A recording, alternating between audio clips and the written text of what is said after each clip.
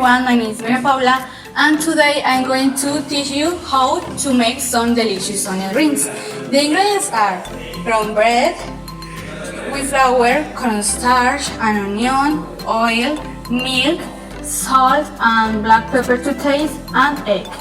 First slice the onion into ring and heat the oil in the pan over medium heat.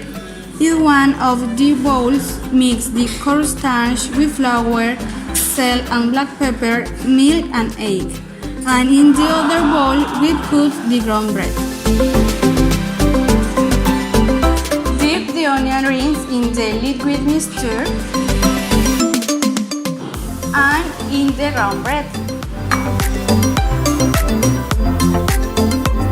And then in the hot oil.